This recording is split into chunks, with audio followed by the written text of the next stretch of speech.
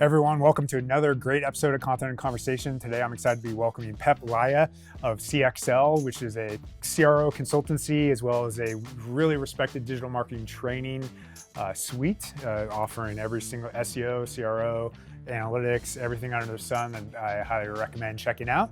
And today, excited to have him on to talk about the content marketing strategy that's been so effective for them, for CXL. So welcome, Peep. Thank you for having me.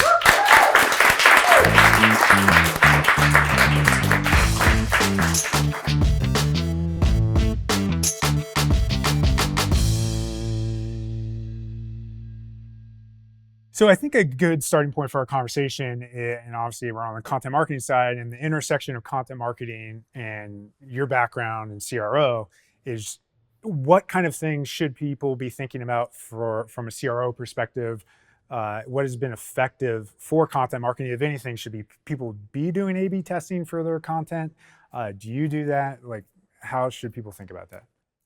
Well, A/B testing is, I think, primarily for offers. You want people to do something, to take action. So we're not A/B testing content like our blog articles or anything, because we just write it and here it is. We make edits if needed. But we do test email opt-in offers, because you get traffic to your site. Maybe your post goes viral. Rarely happens, but it does. And then you want to capture everybody who comes there, but you don't know which offer is going to be the best offer. It's impossible to predict. That's when you A/B test. Okay. You mentioned to me that there are various tools that can actually trigger that offer in different ways. You've tested a few of them. What's been your experience with that? Mm-hmm. So when A/B testing opt-in offers, there are three things at play. Most important one, value proposition, like giving something that people want in exchange for the email, obviously. Two is the triggering mechanism. Or like the capturing mechanism. You can have that static email capture box somewhere up below the blog post sidebar, and those are highly ineffective. Like anything static just doesn't do it. Pop-ups, yeah, man, that's where you want to be. It's popular to hate on pop-ups, but since they're so common, nobody actually really minds. It's like close, done. Like you don't ponder, oh my God, another pop-up, unless it's Neil Patel's site where it's like,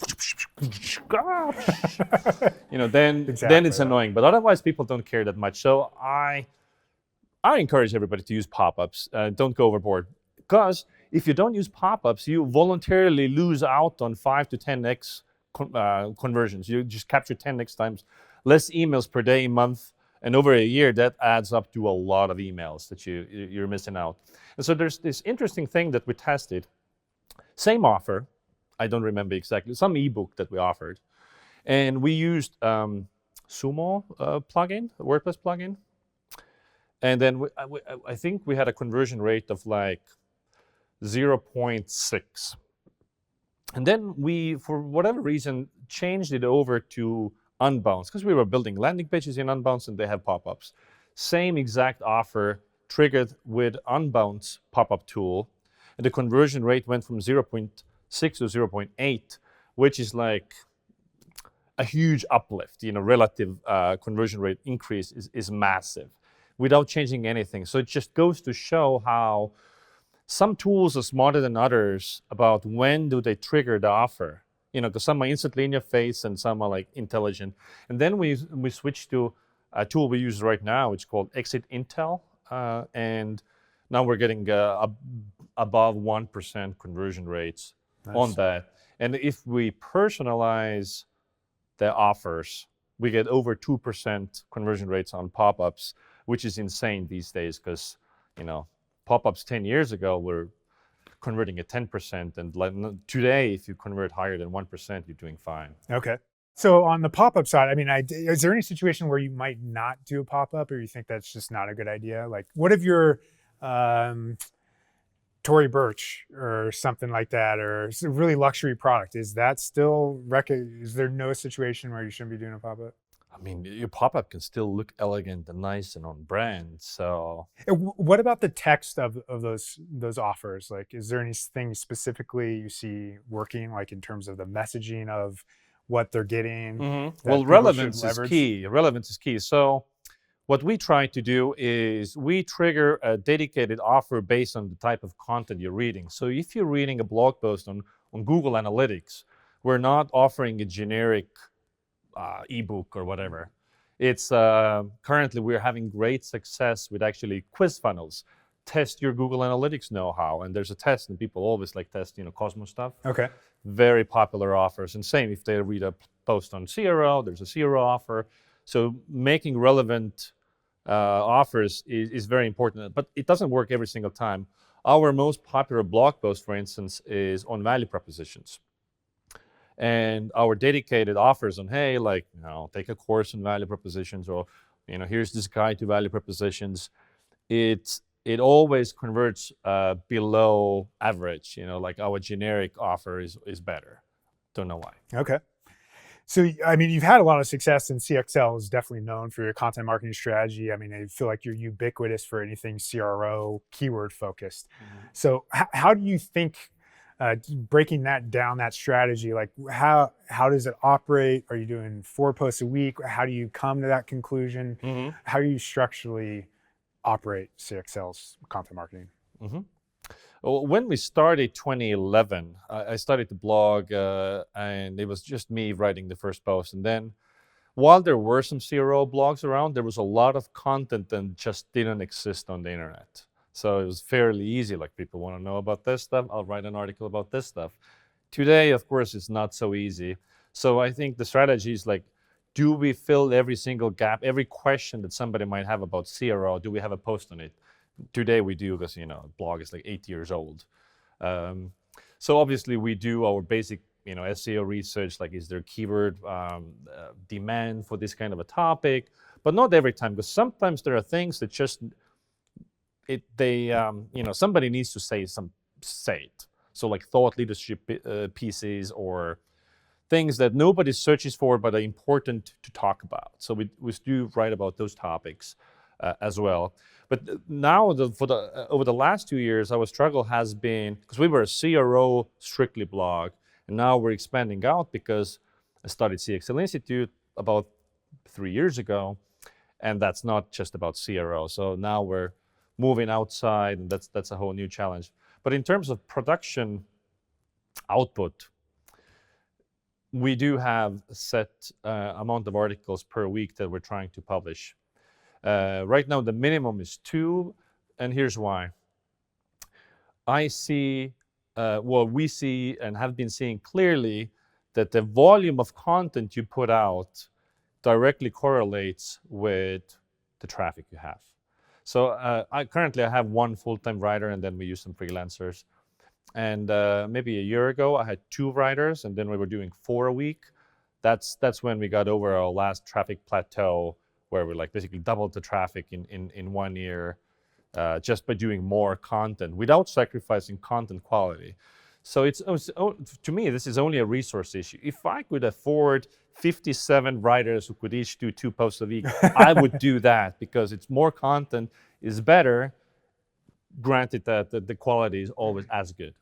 Do you have like some specific percentage of budget? Like I know some people say 20% of our budget goes to marketing. That kind of like fits into that, or is it kind of by feel? Nah, it's kind of, by feel. I mean, we're still a very small company. We're like 32 people, so kind of figuring it out. Yeah. Yeah. Do you think there's some kind of distribution threshold where your audience would, if you're tweeting out every article, they would just kind of tune you out if you're publishing? For Twitter, for sure, or like social media. I mean, you can instantly recognize a social media account that is set to like tweet an article every X amount of minutes, and who wants to follow that? Like nobody really. And my Twitter account was set to that for a year, and like the engagement of those tweets like so low. And now for the last 6 months, I don't post any links, only here's what I say. And man, the engagement is like whoosh, through the roof. So, but like for SEO, for blog, I mean, any piece of content out there is another hook in the sea, So like pulling somebody in. All of our business is like 80% relying on search traffic. So it's huge Gotcha. for us. Okay, so that's a lot of the distribution is just being done by ranking and search versus Oh, social. totally. I mean, we do manual distribution for new content that we have, and it's more like, let's say we have an idea for a piece to write. Maybe it comes from SEO, maybe it comes from people keep asking us for whatever, and then it's like, well, who would be interested in this topic? And sometimes we've written articles specifically for particular communities. For instance, Hacker News. If you rank first page or God forbid #1 on Hacker News, you get like hundreds of thousands of visitors per hour. And we've been #1 on Hacker News maybe 5-6 times, with pieces written specifically for Hacker News. Currently, we're banned on Hacker News, so that's over. Do you have a process for submitting there? Well, I just submitted an article and get my people to upvote it to get some momentum going. But Hacker News is algorithm for detecting voting rings, upvoting rings is so good. Like we're banned for life, because like back when inbound.org and growth hackers were a thing, I mean, everybody was involved with this underground upvoting rings. Like that was the only way to get #1 spots. Like, yeah, one thing I've heard about Hacker News in particular is if you want to do an upvote nudge, you don't send a direct link because they're I mean, Hacker News is a community of engineers, so they're so smart at detecting stuff like that. So just send them to the homepage, go to the homepage, go to new, find my article, upvote from there. Exactly right. Versus the direct link, if they upvote from a direct link, but also then they see when was the last time you came, what other articles have you upvoted. Oh, you just really come to upvote articles from this domain. Hence, you actually have to be you have to be a legit community member, not to get caught. Yeah, so gaming it is difficult. And Hacker News crowd hates marketing, as does Reddit. So like, it really has to be a fit there. It's kind of hard to fake it. So what other things do you do from a distribution perspective? So when you say manual, is that what you mean? Like submitting to these communities, or what else is and also crafting the post in a way that, okay, what do Hacker News people or whatever community people, what do they want to read? It's very easy for us to write for CRO audience because we know it so well, because we run a CRO agency. People know me very well in the industry. I know a bunch of people, so it's very easy. With communities that are like outside of our main focus, that's where we need more like research and thinking, like what path should this piece take. So it's kind of like distribution influences content. It's not like I wrote this piece of article, now let's see where we can pitch it, because odds are nobody wants it. I think one thing interesting to the SEO community is now you're broadening scope from just conversion. I actually forget this off the top of my head. Are you now CXL.com or are you ConversionXL.com? Still ConversionXL.com, because CXL.com is owned by a Chinese company that wants too much money. Okay. Gotcha. Yeah. So in the broadening out, one of the things that I see a lot is obviously you start getting a lot of links that might say CRO, conversion, or obviously from conversion-focused sites. So once you broaden out, even though you have great domain authority, are you finding the domain authority might not be transferring? It's harder to rank for those. Like you write about SEO or you write about analytics. Is that kind of what you're seeing, or no? It's pretty. Dude, I think we're pretty competitive. Like our domain authority is like 80+, so we can outrank a bunch of sites. Even though your focus has been historically conversion. Exactly right. Okay. Like I mean, there are some areas where we don't really go. Like we don't write about SEO. Like we have SEO courses, but we don't do SEO because it's like a bunch of SEO sites out there. Don't need that battle. So we focus more like anything that is like analytics or growth or CRO, like try to keep that somewhat close related. Okay. Optimization. I mean, I guess SEO is also bad. Okay. Yeah. So I mean, you maybe I misheard you, but you said it was. I think you said it was a challenge, kind of broadening out scope. Why is that? It is a challenge from a business perspective more so than from a blogging perspective. Question of like, well, who is our audience really? Like, who am I writing to here? Are you starting to dilute? Or that's a challenge. Because if you think about a blog as a chronological thing, like, they wrote a new post, and they have some for PPC people, analytics people, CRO people. It doesn't make sense. But like, if you think about this is a catalog of articles in the sea of Google and just somebody finds our article, that's a way in, they join our list and become a customer down the line. So that's all good, but like, so there's a kind of an identity crisis. And also a fear I have is we were known as like by far the best blog on CRO, but now writing much less about CRO, can we maintain that position? On the distribution side, are you doing email blasts out to your list of that content? Yep, every weekly newsletter always mentions the latest blog posts we have. That drives a bunch of traffic. Is that a challenge? I mean, I imagine it might be of who you're writing for and segmenting that a little bit. Yes and no. I guess a newsletter. Our newsletter has a bunch of content always. Like it's a bunch of links. So the click-through rate for a particular link in a newsletter is going to be low no matter what. You can only get high click-through rates if there's one link, one topic. So if it's like a singular sales pitch that we send out, then obviously that will be a problem. But also so we're B2B, and everything we have, every email we have in our email list is enriched with Clearbit. So we have like 50 data points on most people. So we know if you're B2B, you're SaaS, what's your title, how much money you make, blah, blah, blah.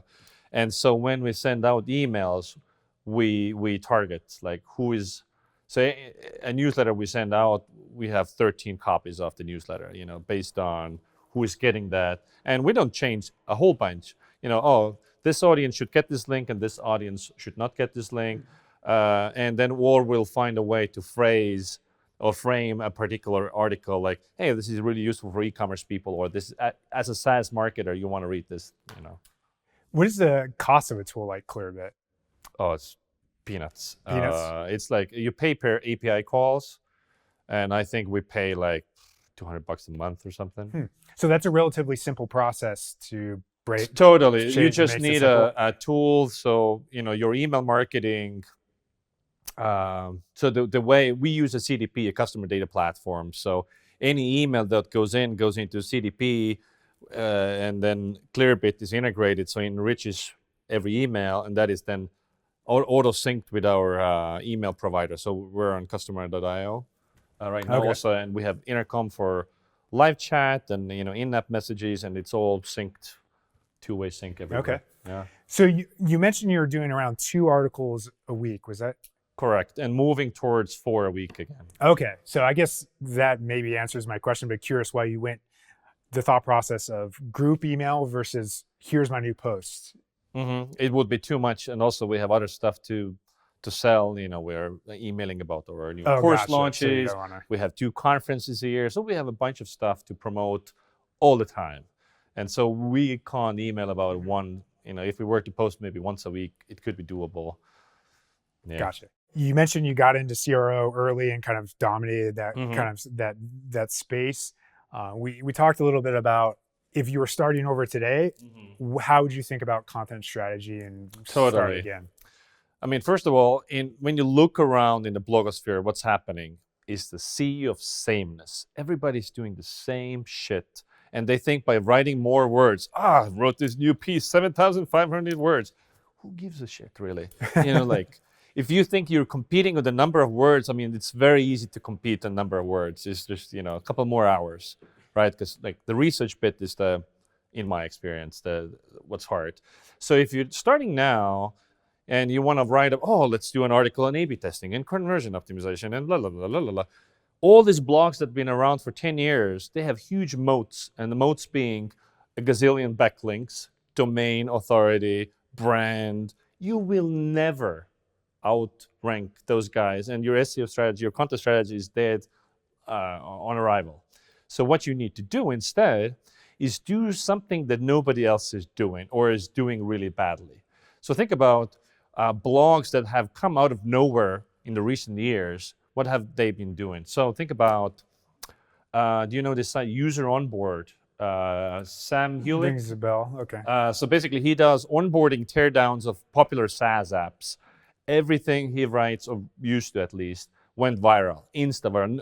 I mean, a bunch of people had done like website critiques and stuff like that, but like super detailed onboarding teardowns. And his niche that he's owning, like, came out of nothing, conquered Or what's price intelligently?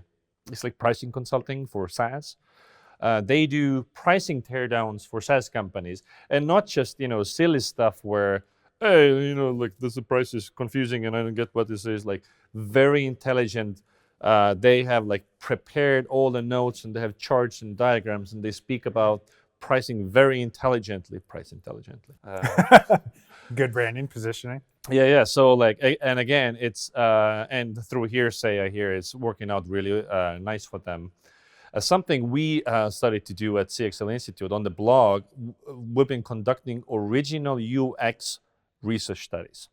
And why this? A, nobody's doing it, and why aren't they doing it? A, because it requires you need to be good at statistics, actually conducting scientific studies.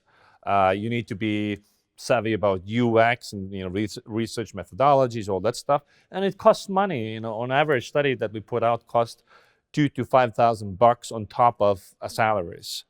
And the hypothesis was that, hey, maybe these studies will go viral because they answered really useful questions. For instance, if you have forms on the website, should you think about the checkout page, single column or multiple columns?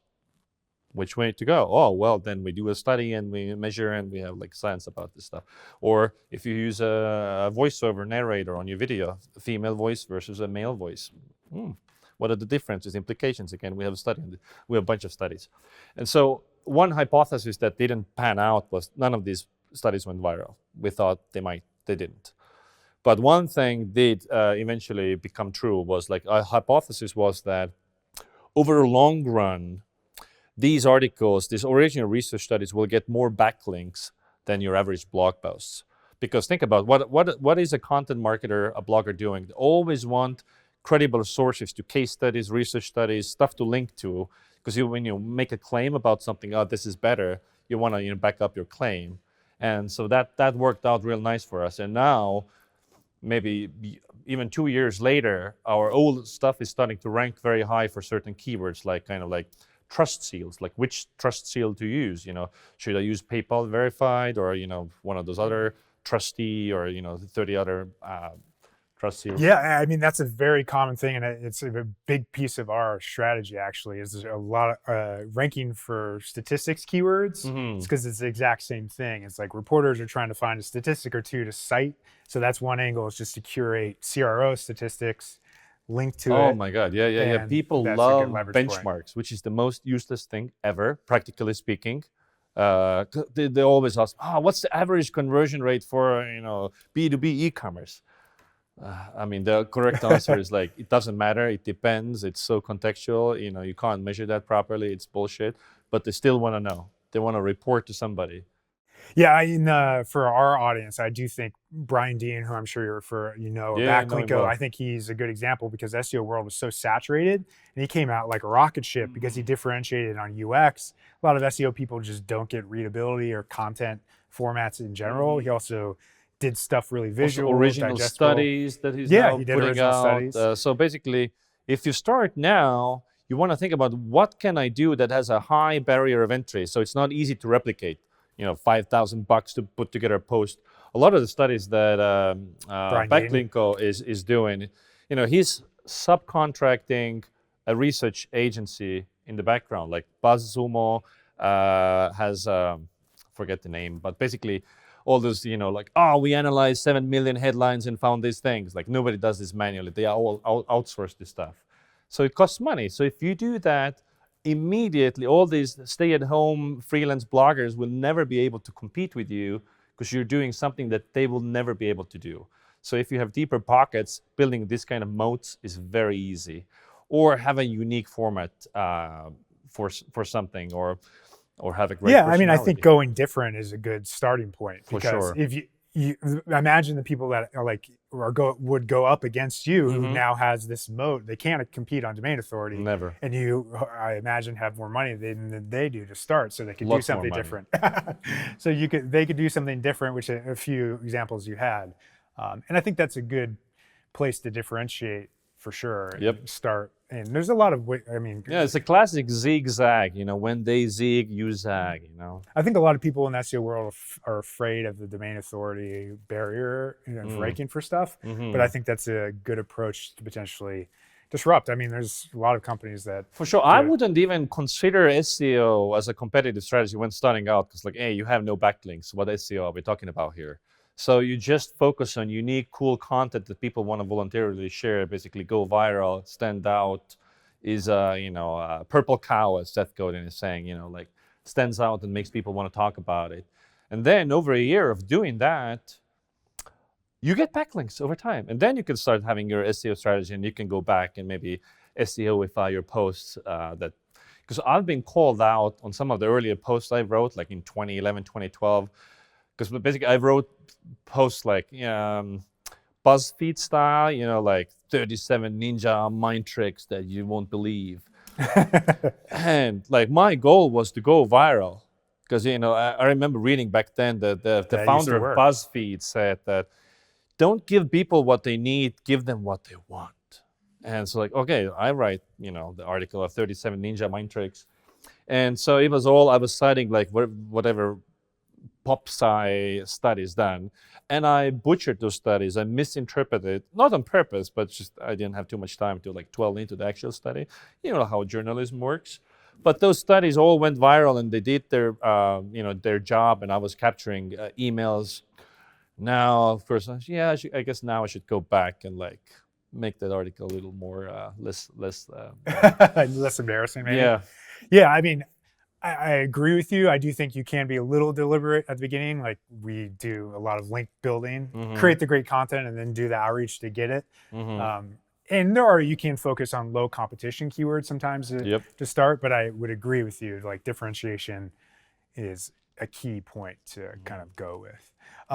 Curious for your site. Obviously, you're publishing 2 to 4 times a week. What are the kind of KPIs you're looking at and measuring that lets you know that you're doing well? Number one, I think, is still the good old traffic. I'll be increasing in organic traffic. We're also now paying attention to click-through rate in organic listings. Are you optimizing for that? We are trying to, yeah, because we consistently go back and we actually rename the article titles when we see that the click-through rate is lower compared to like some of our other posts. Then we try to always optimize our existing, because we have a huge backlog of historical articles, so makes sense. And also like we have so many articles that are also cannibalizing each other. And this is always like, oh, I worked so hard on this piece and this piece. Now we really should merge them. But like, oh, this is my babies. How can, so emotional stuff. But yeah, so traffic is main KPI. And then obviously we're optimizing for capturing emails from the traffic and so on. Have you ever killed any posts or anything like that? Lots. Okay. Yeah.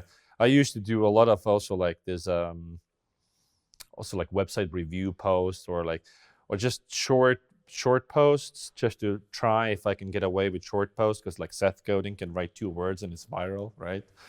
Maybe I can do that, but no. He did it first and differentiated. Now we can't do that. Need to become famous first.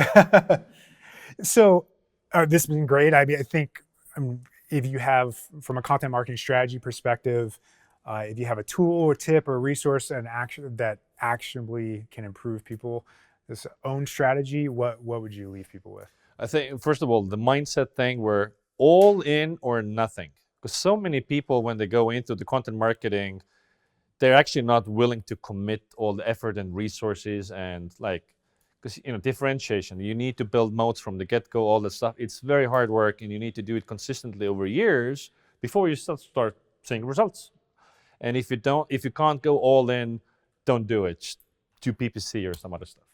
Yeah, I mean, I would agree with that. We have an internal site that we actually work on ourselves, and we kind of tried to have someone work on it, and nothing got done because we got pulled to client stuff. We had to kind of like rip the Band-Aid and get full-time people on it, and that's when we finally got stuff done. So I appreciate you coming on. It's been great. People at home, check out CXL. Their courses are great, and obviously the blog and many different conversion elements. If you like this, please subscribe, give us a thumbs up, and let us know what you thought in the comments. Thanks for watching.